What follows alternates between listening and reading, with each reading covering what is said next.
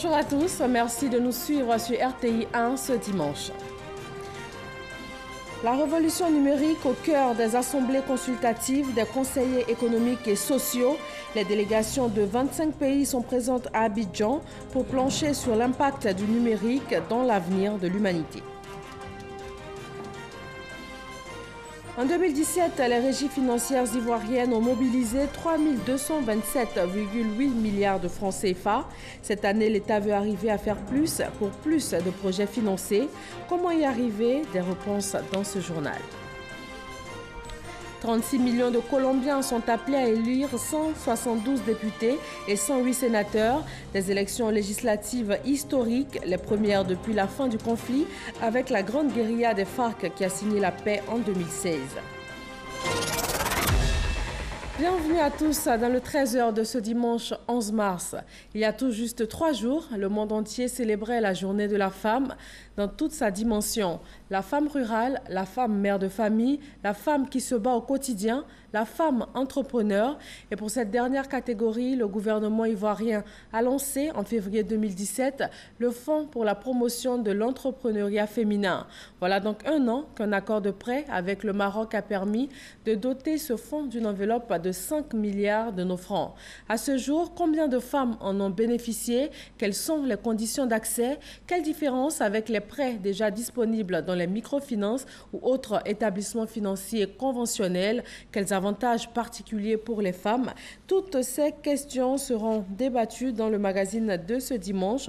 Et pour cela, nous sommes avec la première responsable du fonds, Aïssata Doucouré, directrice générale de l'artisanat et de la promotion des PME. Elle est notre invitée. Bonjour Madame Doucouré. Bonjour Madame. Merci d'être sur ce plateau. Nous vous retrouvons dans une trentaine de minutes. Rentrée politique Force 2015 à Gagnoa, le mouvement politique a mobilisé ses coordonnateurs et militants des partis politiques membres du RHDP pour sa rentrée 2018. C'est une rentrée politique axée sur la mise en place du parti unifié.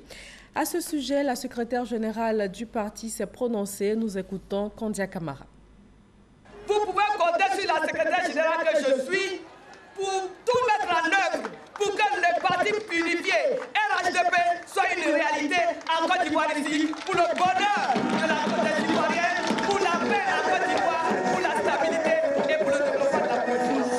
Je voudrais dire ici solennellement qu'après l'appel de Paris en 2005, l'appel de Daoukro, on pourrait appeler cela l'appel de Gagnoa, qui demande au président Henri Konan Bédié, au président Alassane Ouattara, au président Mabri, au président Soro, au président Moutaye, au président Aye de créer le plus rapidement possible le parti unifié pour rassembler tous les enfants de Félix Houphouët-Boigny pour la paix, pour la paix, pour le développement, pour la paix, pour la stabilité. Je lance à partir de Gagnoa le mouvement, je suis RHDP.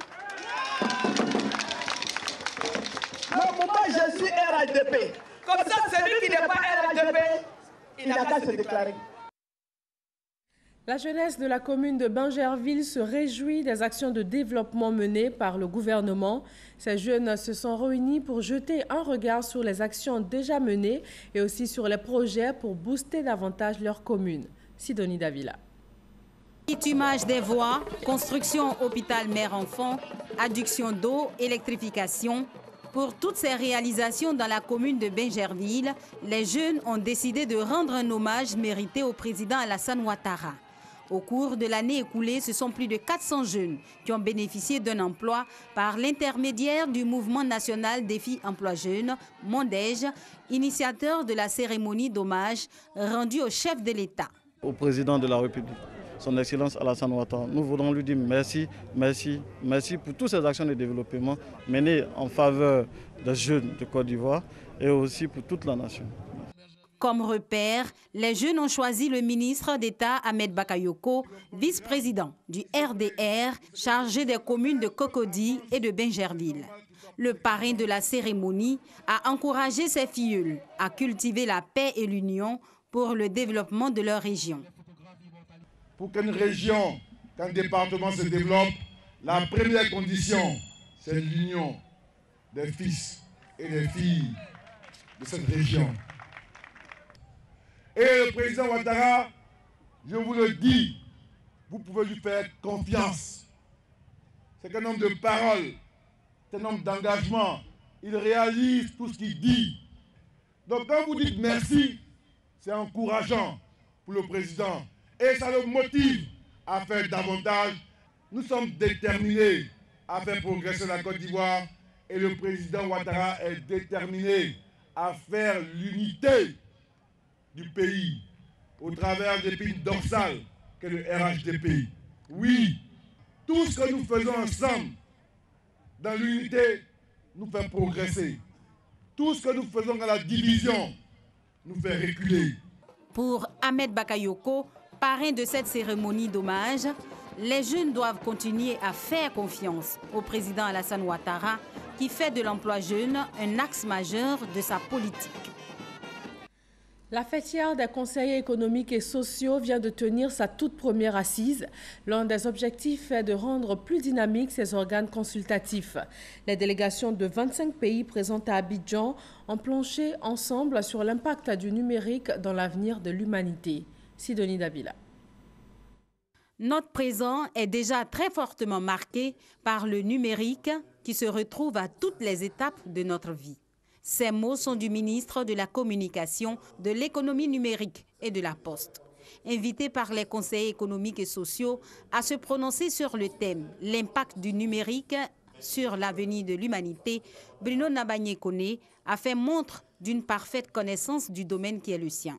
Nous sommes aujourd'hui à un niveau de transaction de 17 milliards de francs CFA par jour qui sont faites à travers les réseaux et systèmes. Au-delà, nous notons la création de plusieurs milliers d'emplois dans les métiers nouveaux qui n'auraient pas existé sans le numérique.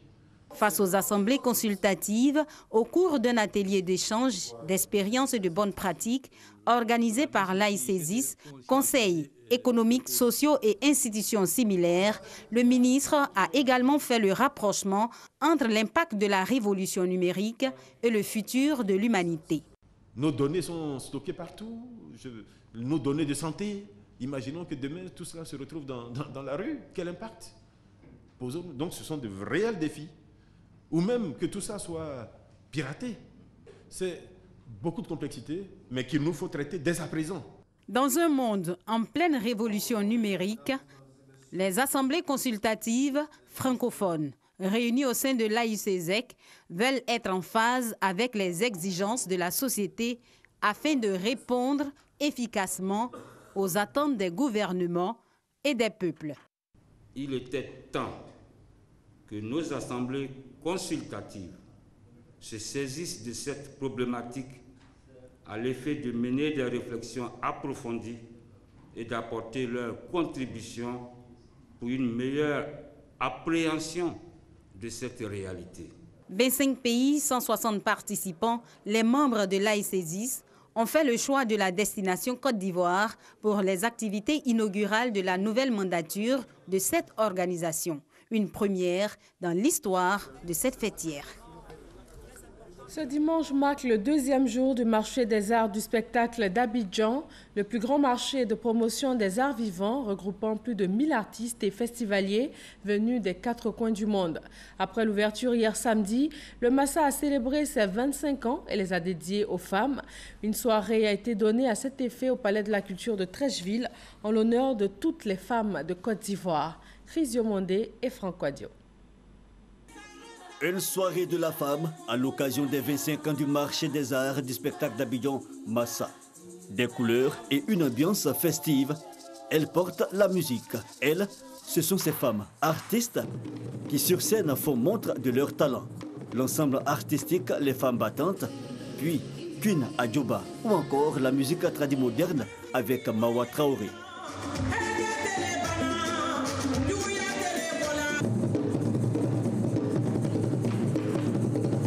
Le show, mais aussi le slow.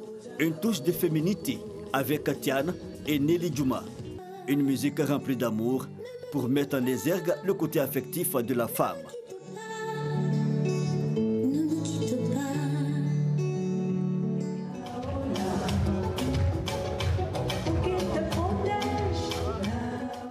Soirée spéciale de la femme, occasion pour la représentante de la ministre de la Femme, de la Protection de l'Enfant et de la Solidarité de rendre un hommage aux femmes de Côte d'Ivoire. C'est l'occasion donnée aux femmes de montrer leur talent, de montrer leur savoir-faire, de montrer que au-delà de la femme ménagère, vous avez les femmes qui savent aussi être talentueuses. Des femmes pleines de gratitude, elles disent apprécier l'instant. La femme est au centre de tout en fait. C'est la femme qui donne la vie, c'est la femme qui tient le cocon familial, c'est la femme qui est le pilier de la famille. Le message que je peux donner aux femmes de maintenant, c'est d'être, comme je le dis, battantes et dévouées, de ne plus attendre de tendre la main à chaque fois. Cette soirée vient honorer toutes ces femmes qui, durant les jours du marché des arts et du spectacle d'Abidjan, joueront un rôle important pour la réussite de l'événement. On reste dans le domaine de l'art avec ce vernissage qui interroge la problématique des frontières. Le résultat donne plusieurs portraits de figures historiques obtenus à travers le dessin traditionnel au crayon en fusion avec le digital. Franck Quadio nous fait découvrir. Dans le hall de ce grand palace, des visiteurs ont joué les lunettes 3D vissées au visage, les mêmes images représentées à travers ces posters de différentes figures historiques, format photo fait crayon à main. Le style de l'artiste peintre Valérie Oka, une rencontre entre l'art manuel et le digital. Il est né essentiellement du numérique. Parce que, en fait, l'histoire de l'Afrique a très souvent été racontée par l'Occident.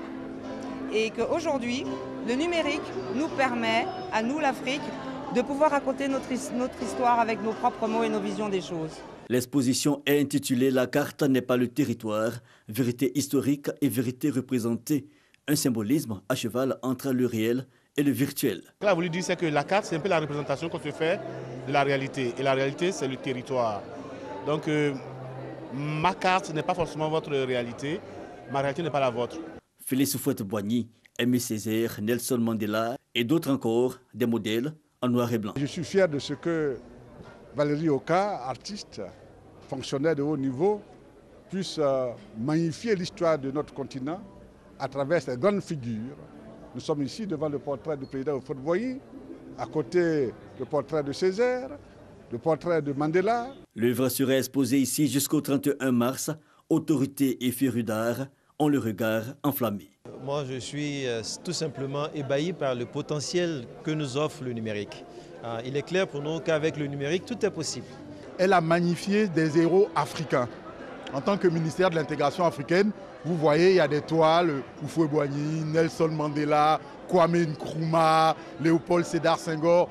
Je trouve que c'est très intéressant, ça permet de voir beaucoup plus au-delà des photos et surtout j'aime beaucoup le noir et blanc qu'on voit de moins en moins aujourd'hui et ça donne une grande place à l'imagination et surtout aux couleurs de l'Afrique. C'est vraiment une très bonne sélection des grandes personnes qui ont vraiment marqué leur temps. Une autre expérience réalisée par l'artiste peintre designer Valérie Oka qui depuis 25 ans mène sa barque. Cette exposition se déploiera en plusieurs actes entre Abidjan et Dakar. Les régies financières ivoiriennes ont mobilisé l'an dernier 3 227,8 milliards de francs CFA. Cette année, l'État veut arriver à faire plus afin de financer plus de projets. Le Trésor public a pour mission de mobiliser 1 310 milliards, dont 100 milliards de recettes non fiscales. L'optimisation des recettes non fiscales, réalité ou défi, c'est un dossier de Francis Boifo.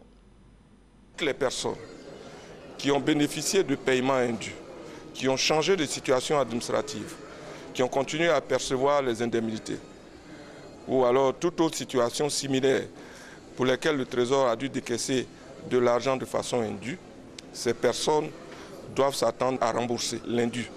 C'était en mai 2017. Le directeur général du Trésor et de la comptabilité publique engageait ses collaborateurs à recouvrer la totalité du trop perçu. Au 31 décembre dernier, les résultats étaient satisfaisants. Nous avons pu augmenter les recettes, sont passées d'environ 500 millions à 1,3 milliard de recettes. Au total, sur un objectif de 123,602 milliards de francs CFA, concernant les recettes non fiscales en 2017, 126,663 milliards de nos francs ont été mobilisés pour un taux de réalisation de 102,48%. Dès lors, un accent est mis sur les recettes non fiscales représentant tous les produits qui proviennent de sources autres que les impôts pour financer le budget de l'État en 2018. Il est demandé au Trésor public de mobiliser environ 1310,7 milliards de francs CFA. Les recettes non fiscales représentent, en termes de prévision, environ 100 milliards de francs CFA. Nous estimons que nous pouvons faire mieux que ça. Cela nécessite la mise en place de mécanismes efficaces et innovants pour résoudre tous les problèmes liés au recouvrement des dividendes versés par des entreprises dont l'État est actionnaire, des produits des pénalités et frais de poursuite, des sanctions et surtout des amendes et condamnations pécuniaires. Je voulais savoir, lorsqu'on condamne une personne pour 3 mois de prison ou 1 an, avec une amende, lorsque la personne sort de la prison, les amendes sont versées à l'État ou à la justice? Au Trésor public.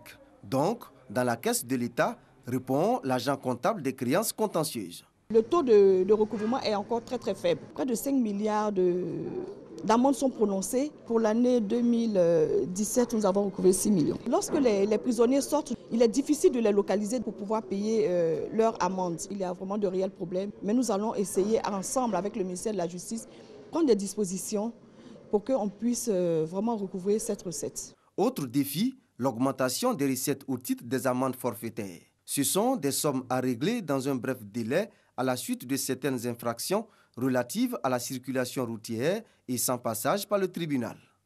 Les statistiques révèlent que les ressources liées aux amendes forfaitaires n'atteignent pas 0,5% des recettes non fiscales sur les 5 dernières années. Dans les pays développés, cependant, les amendes forfaitaires ont un pourcentage élevé dans les recettes non fiscales. Par exemple, en France, avec 26 millions de contraventions dressées en 2015, l'État a récupéré 1096 milliards de recettes à partir des amendes forfaitaires, soit 0,45% des recettes non fiscales pour la seule année contre 0,5% sur 5 ans en Côte d'Ivoire. On regarde du côté des pays développés et on se rend compte que là-bas, les amendes sont relativement élevées pour permettre vraiment aux usagers contrevenants de sentir effectivement la sanction.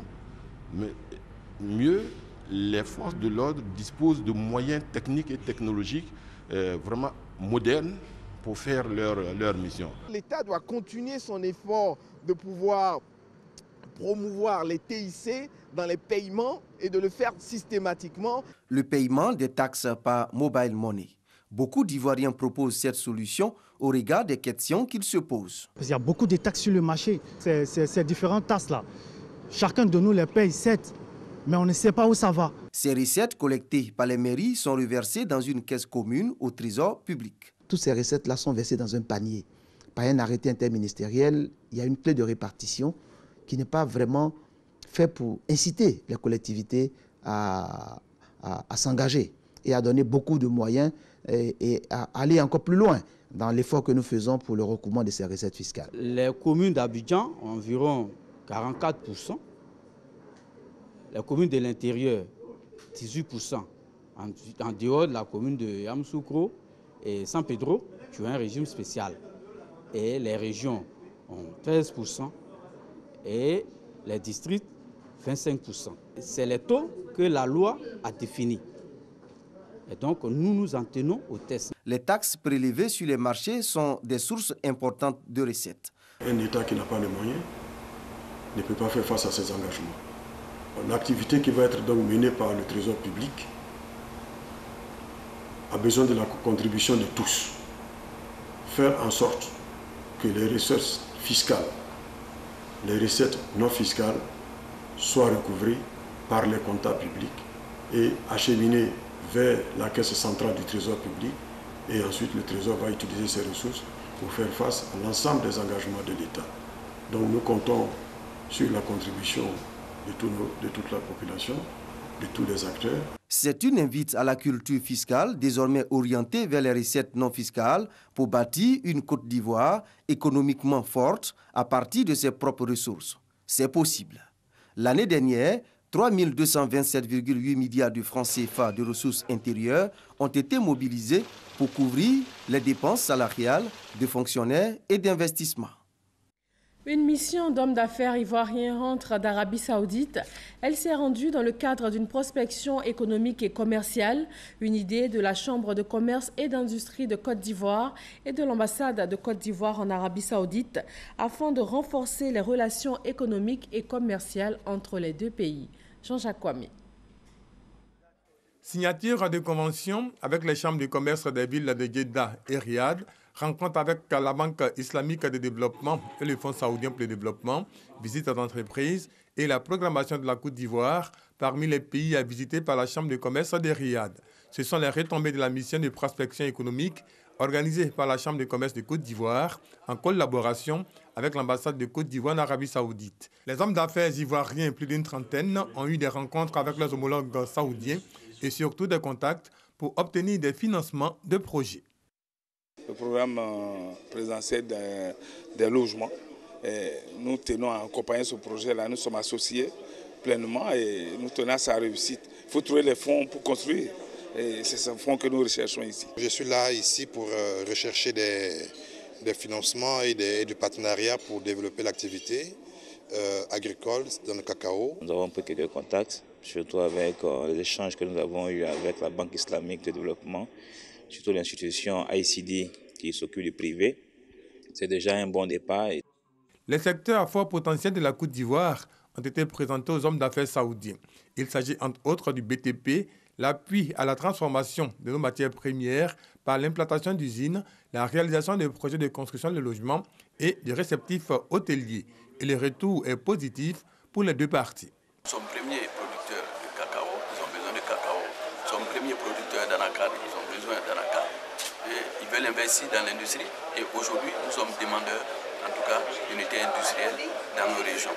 Ce qui est en tout cas une idée formidable et de comprendre qu'ils sont prêts effectivement à aller dans le sens que le président de la République a indiqué de faire de telle sorte que nous soyons un pays industrialisé. On est très intéressé par ce marché en Côte d'Ivoire. Et on compte payer une visite bientôt. Le mois prochain, Inch'Allah, on ira là-bas. Mais nous sommes très, très contents parce que c'est la première fois qu'on voit une délégation du Côte d'Ivoire venir nous rendre visite. Et ça nous a permis d'avoir une idée encore beaucoup plus claire sur la situation économique et du real estate. Je trouve que c'est très, très intéressant ce qu'on a écouté ici. Voilà, donc on est très intéressés, j'espère. Dommage que c'est trop court, donc c'est pour ça qu'on compte venir le mois prochain regarder les opportunités, que ce soit dans le real estate ou bien dans l'industrie. Cette nouvelle coopération devait permettre un partenariat économique gagnant-gagnant et d'accroître les produits exportés de la Côte d'Ivoire vers l'Arabie Saoudite. Et selon l'ambassade de Côte d'Ivoire en Arabie Saoudite, en 2015, les importations ivoiriennes ont représenté plus de 47 milliards de francs CFA contre 436 millions de produits exportés vers l'Arabie Saoudite. Dans la cacaoculture, les producteurs ne perçoivent que 2% des richesses générées par le cacao à l'échelle mondiale. Une inégalité de nature a menacé la survie même de la filière, selon le ministre ivoirien de l'Agriculture. Il prend part à la 4e édition de la conférence mondiale du cacao à Berlin, en Allemagne. Ce sera en avril prochain. Mama Traoré. Face à la volatilité des cours mondiaux, la question de la durabilité de l'économie cacaoyère se pose désormais avec acuité. Mais pour le ministre ivoirien de l'Agriculture, la durabilité ne tient qu'à un facteur clé. Il n'y aura pas de filière durable tant que le producteur n'aura pas sa juste rémunération. Mamadou Sangafoua Koulibaly en est convaincu parce que la redistribution des revenus demeure le talon d'Achille de l'économie cacaoyère mondiale. Sur 100 milliards de dollars, qui constitue le poids de l'économie cacaoyère au niveau mondial, seuls 6% de ces 100 milliards sont captés par les pays producteurs et autour de 2% arrivent aux producteurs. À la lumière de ces chiffres, une nouvelle vision s'impose au secteur cacaoyer mondial. D'ailleurs, c'est le thème choisi par l'Organisation internationale du cacao, ICCO, pour la 4e édition de la Conférence mondiale du cacao. Ce sera du 22 au 25 avril prochain à Berlin, en Allemagne. Au moment où des menaces très importantes pèsent encore sur le secteur du cacao et ses composantes, nous avons donc une excellente opportunité à cette conférence mondiale de discuter des questions complexes qui affligent notre activité.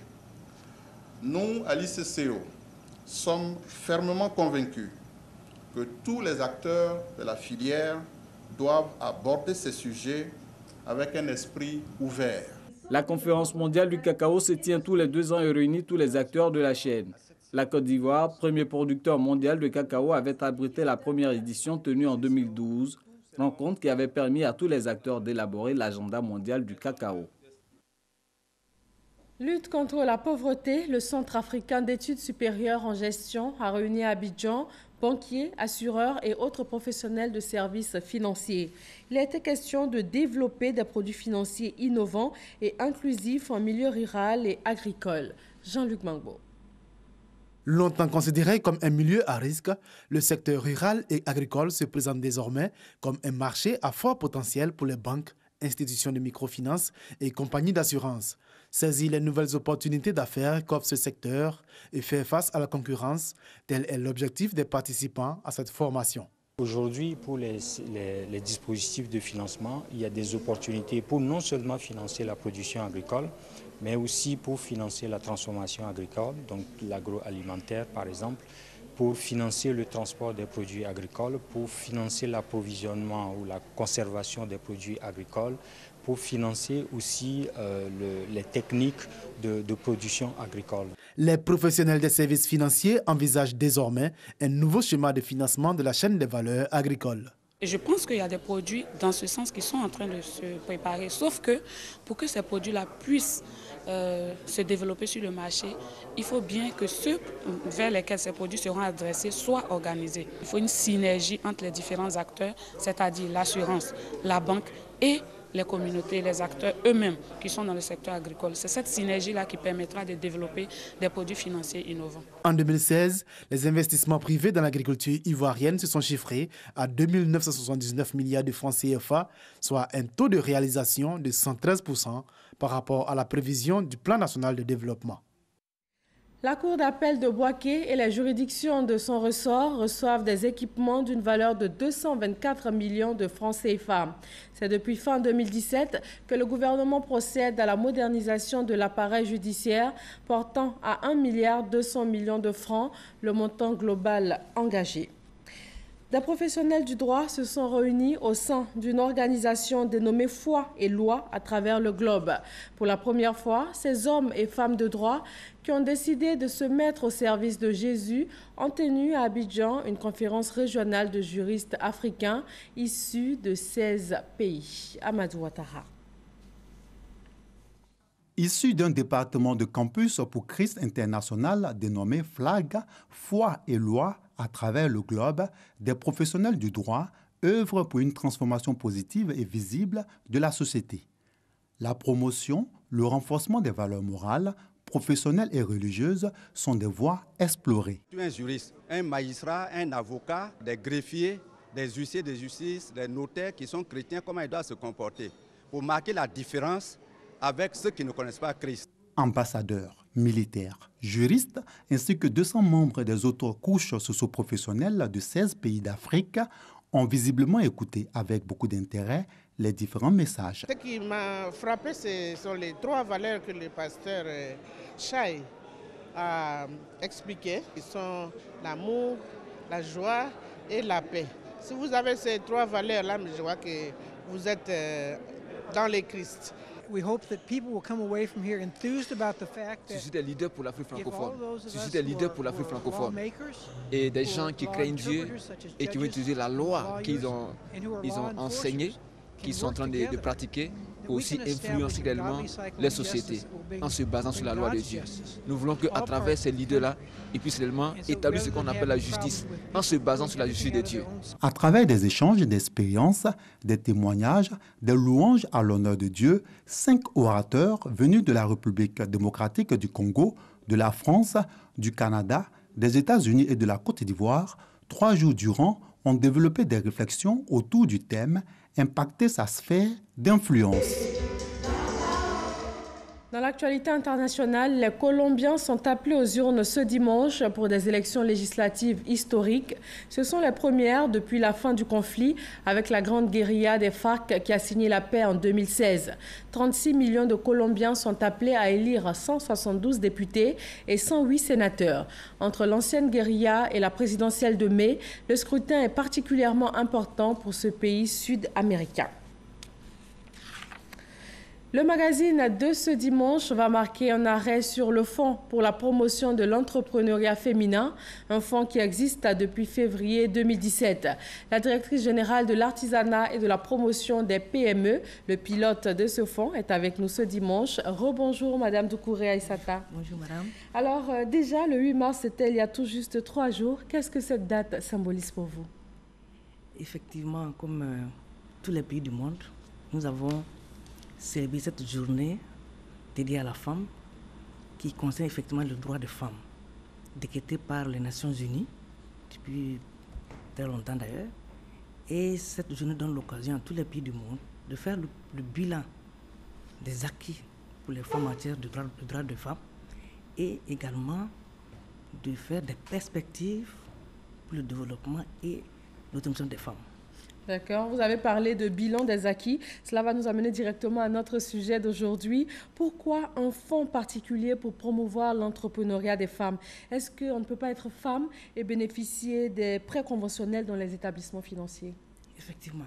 D'abord, avant de commencer, je voudrais remercier le DG de la télévision ivoirienne, la RTI, de nous avoir donné l'occasion de parler des initiatives qui sont aujourd'hui développées dans notre ministère pour arriver à bout de ce problème crucial qui est l'accès des femmes au financement. Et je voudrais à ce niveau, si vous me permettez, de faire également une reconnaissance au niveau de Madame la Première Dame, qui est la précurseur des fonds mis à disposition des femmes, notamment les femmes rurales. Pendant les journées, le jeudi 8 mars, la manifestation était sous sa présidence et nous avons compris tout ce qui a été fait pour les femmes. Et surtout, en ce qui concerne le FAFSI, qui a mis à disposition des femmes plus de 10 milliards de francs CFA. Et les femmes, plus de 2000 femmes bénéficient aujourd'hui de ce fonds. Et il faut aussi remercier Monsieur le Président de la République, qui a été à la base de ces 10 milliards de fonds mis à disposition des femmes de notre pays pour leur autonomisation. Alors, en ce qui concerne le fonds dont on parle, ce fonds est une émanation du programme qui a été mis en place pour les PME.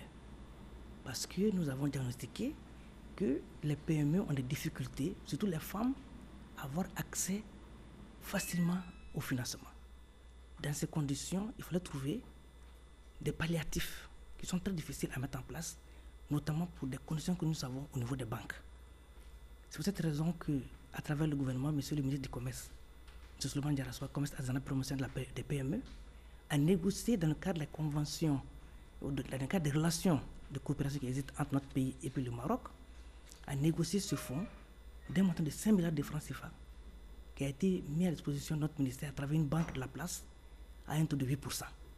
C'est pour dire qu'à ce niveau, nous voulons inciter toutes les femmes, nous voulons faciliter l'accès des femmes au financement, ce qui n'est pas... D'accord, nous allons parler de cet accès des femmes au financement. Mais avant, nous allons suivre un reportage de Francis Boifo où il nous présente vraiment ce fonds pour la promotion de l'entrepreneuriat féminin. Et on se retrouve tout de suite après. Merci, madame.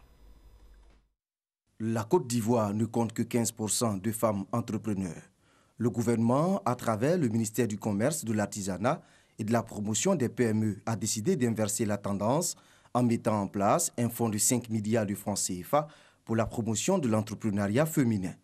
C'est le fruit d'un accord entre les gouvernements ivoiriens et marocains. Ce fonds est mis en œuvre par la Banque Atlantique de Côte d'Ivoire ayant signé une convention avec le ministère du Commerce en août 2017. Il est destiné à accompagner les femmes entrepreneurs, qu'elles soient porteuses d'un nouveau projet ou soucieuses de développer un business déjà existant. Le taux de crédit est de 8%. Des crédits court terme de 3 à 12 mois et octroyés pour le financement des exploitations courantes, des découvertes, des escomptes, des avances sur facture. Également, des crédits moyen terme classiques, des financements à partir des crédits bail, des engagements par signature et des cautions. 10 femmes ont reçu chacune un chèque en décembre 2017, valeur totale 261 millions de francs CFA. Un constat cependant, toutes les femmes porteuses de projets qui s'adressent au ministère du Commerce, de l'Artisanat et de la promotion des PME pour l'octroi de crédits n'ont pas souvent une bonne connaissance des plans d'affaires, ce qui freine le traitement des dossiers. Voilà, le fonds a été présenté. On a terminé avec quelques difficultés. Mais vous parliez tantôt de l'accès difficile donc, de ces femmes au financement. Comment est-ce qu'on fait donc, pour avoir accès à ce fonds particulier? Quelles sont les conditions? D'accord.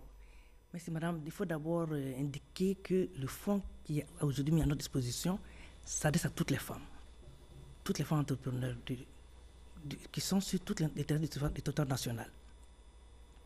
Et ça concerne toutes les activités de commerce, de PME, activités artisanales et donc les femmes artisanes, y compris même les femmes de la diaspora. Et la condition pour avoir accès à ce financement est que l'activité en question soit réalisée sur le plan national. Donc tous ceux qui doivent postuler pour avoir ce fonds doivent exercer l'activité sur le plan national. Et que l'activité à exercer soit licite, sinon reconnue comme licite. Donc dans ces conditions, il y a des dossiers qui doivent être retirés à notre niveau, donc au niveau de notre ministère, et qui présentent certaines particularités, notamment deux éléments essentiels, à savoir un élément de constitution de dossier et un élément qui concerne l'élaboration d'un plan d'affaires viable et reconnu comme tel. Parce que c'est ça qui freine les dossiers. Et comme vous l'avez dit tout à l'heure, ce que je viens d'apprendre et qui est vrai, c'est que nous avons signé la convention avec la banque partenaire. Et cette convention s'établit pour une tranche de 1 à 50 millions de francs CFA. D'accord, nous allons revenir au montant, mais vous parliez tout à l'heure du plan d'affaires qui est une difficulté que ces femmes-là rencontrent. Qu'est-ce qui est fait pour les accompagner, pour faciliter l'élaboration de ce plan qui, par ricochet, leur permet d'avoir accès au financement? Tout à fait. À notre niveau, nous avons mis en place, il faut d'abord dire que nous avons des structures sous notre tutelle, qui sont l'Agence Côte d'Ivoire PME, la structure lignée, donc l'Institut national de l'entreprise, qui sont déjà instruits pour accompagner de manière favorable nos femmes, entre les femmes qui s'adressent à nous pour avoir accès à ce financement. Et nous également, nous avons commencé à faire des formations pour que ces femmes puissent avoir accès avec l'appui du fonds du FDFP. Alors, nous avons déjà fait les formations à Abidjan, à Yamoussoukro, à Bouaké, pour que ces femmes puissent avoir accès. Mais ce n'est pas suffisant, parce que les besoins sont énormes et les femmes nous sollicitent énormément. Depuis que nous avons donné les 10 chèques en 2017, en décembre 2017, toutes les femmes nous sollicitent aujourd'hui pour avoir accès à ce fonds. Mais malheureusement, elles ne sont pas outillées pour faire des plans d'affaires qui peuvent être présentés de manière vraiment, je veux dire, viable au niveau de la banque qui est notre partenaire. Et vous dites que vous faites des formations pour leur permettre d'être mieux outillés. Oui. C'est sur combien de temps? Est-ce que c'est à court terme? Parce que depuis 2017, comme vous l'avez dit, seulement 10 femmes ont bénéficié alors que c'était prévu pour 2000 femmes. Tout à fait. Alors, donc, il faut dire que depuis la signature de la convention, nous sommes attelés à mettre en place les éléments essentiels pour que ce fonds soit opérationnel. Vous savez, madame, dans toute activité économique, il y a une phase pilote d'expérimentation et puis une phase de croissance. Et c'est ce que nous avons observé pour que ce fonds, ce PREP soit viable. Et c'est pour cette raison qu'on n'a pas pu aller au-delà de 10 chèques parce qu'on devait se rassurer que ce que nous faisons pourra être durable et vraiment permettre à toutes les femmes d'avoir accès à ce financement. Mais depuis que nous avons donné les chèques, l'engouement au niveau des femmes est vraiment réel. Ce qui revient à dire que nous sommes sûrs, nous sommes rassurés que nous sommes sur la bonne voie et qu'au fur et à mesure, nous allons continuer les formations et que les femmes, au fur et à mesure, passeront chez nous pour prendre les dossiers, pour les remplir, pour qu'on puisse les présenter au niveau de la banque. D'accord. Et cette phase d'observation que vous menez après l'octroi des 10 premiers chèques, est-ce qu'on peut déjà avoir un bilan à mi-chemin, si on peut le dire? Au jour d'aujourd'hui, on a près de 200 dossiers qui sont déposés au niveau de la banque. Mais ça demande du temps pour l'examen. Je voulais dire sur les 10 premiers chèques qui ont déjà été octroyés, vous avez dit que vous étiez dans une phase d'observation pour vérifier si ces femmes mènent à bien leur projet et tout. Déjà, où est-ce que nous en sommes en fait? Nous ne faisons pas, nous ne travaillons pas à cette étape. Les femmes qui ont reçu les chèques sont des femmes entrepreneurs qui ont bien sûr, qui travaillent effectivement au niveau de leurs entreprises. Nous ne pouvons pas faire ce suivi. Seulement, ce que nous faisons, c'est la phase préparatoire avant le dépôt des dossiers pour la banque. Sinon, la phase expérimentale est déjà passée. Dans la convention que nous avons signée, la phase expérimentale va jusqu'en fin 2019. Comme je viens de le dire, nous savons que dès lors que nous avons octroyé, nous avons donné les chèques, avec cet engouement, nous pourrons dépasser. Dans la convention, il est prévu que nous puissions donner au moins 2,150 milliards de prêts à 300, sinon 400 femmes avant la fin de la première phase expérimentale prévue dans la convention. Mais nous sommes sûrs que nous pourrons dépasser ce montant parce que nous sommes en train de mettre vraiment les bouchées doubles pour la formation, pour l'élaboration d'un plan d'affaires qui est vraiment le nœud du problème dans cette activité d'accès au financement. Donc après les formations sur l'élaboration du plan d'affaires, quand le crédit est octroyé, il n'y a plus de suivi de ces femmes-là sur le terrain? Si il y a le suivi de crédit, c'est la banque et nous qui faisons le suivi, mais notre suivi n'est pas à ce niveau. Ce que je voudrais dire, c'est que nous exhortons nos femmes à se faire affilier au niveau des stands de gestion agréés. Ces stands ont été créés par l'État de Côte d'Ivoire pour permettre un suivi régulier de toutes les activités, notamment celles des femmes. Chacun a son rôle à jouer. Notre rôle, c'est vraiment de les accompagner pour avoir le prêt. Mais notre rôle n'est pas de suivre leurs activités au quotidien. Mais seulement, il y a des structures qui sont là pour ça. Et également, nos structures, comme le Côte d'Ivoire PME, l'INE, d'autres structures pour lesquelles nous avons établi une liste, pas exhaustive d'ailleurs, une liste. Cette liste leur a donné, ces structures leur sont présentées. Et c'est aux femmes de s'engager avec ces structures pour faire le suivi quotidien des activités, pour qu'on puisse augmenter le nombre de crédits à nos femmes. D'accord. Est-ce que ce fonds est aujourd'hui accessible aux femmes qui ne sont pas encore installées? Parce que vous avez parlé de femmes qui ont déjà pignon sur rue dans leurs activités.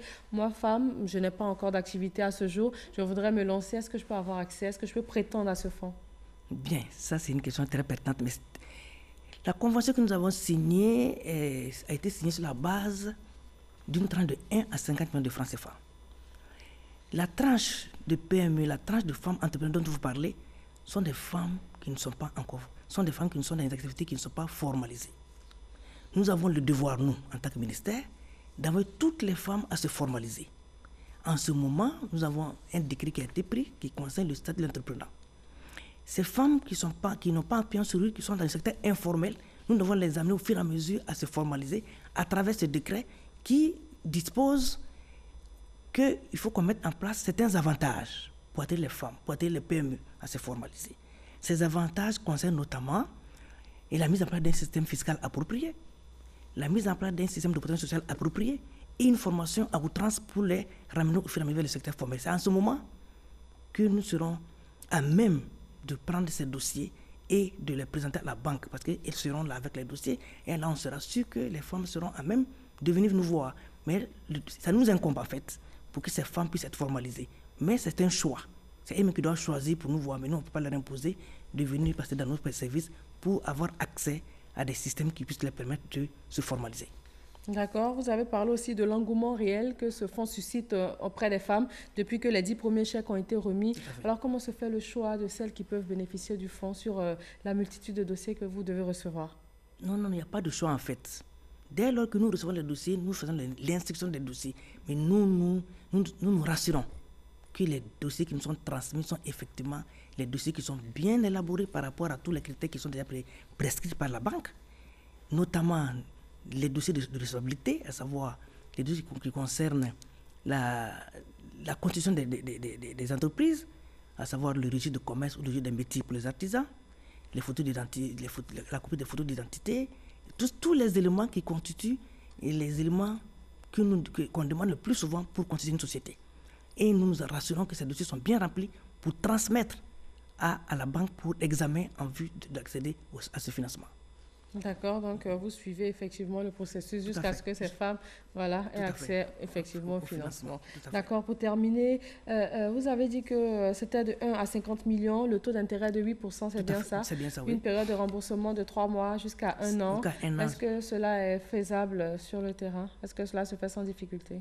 Bon, disons que comme c'est maintenant, c'est seulement en décembre que nous avons donné les premiers chèques, mais c'est sûr que la convention sera respectée. Nous avons le devoir de respecter la convention, les thèmes de la convention, de même que notre partenaire, la banque.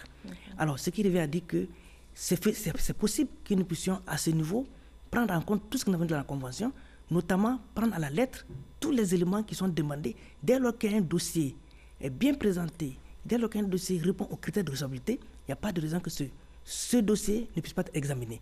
Mais le reste constitue maintenant une cuisine interne à la banque, mais qui nous fait le retour des dossiers qui sont présentés à son niveau pour avoir l'accès au financement. Et comme vous l'avez dit, tout est fait donc pour accompagner ces femmes, pour les aider à monter tout leur dossier, à avoir accès à ces financements. Tout à fait. Merci, Madame Doucouré Aïssata, vous êtes la directrice générale de l'artisanat et de la promotion des PME. Nous avons parlé donc du Fonds pour la promotion de l'entrepreneuriat féminin qui existe depuis février 2017. Merci à vous d'être venus et merci à tous de nous avoir suivis. Très bon dimanche sur la chaîne qui rassemble. Je vous retrouve pour le journal de 20h.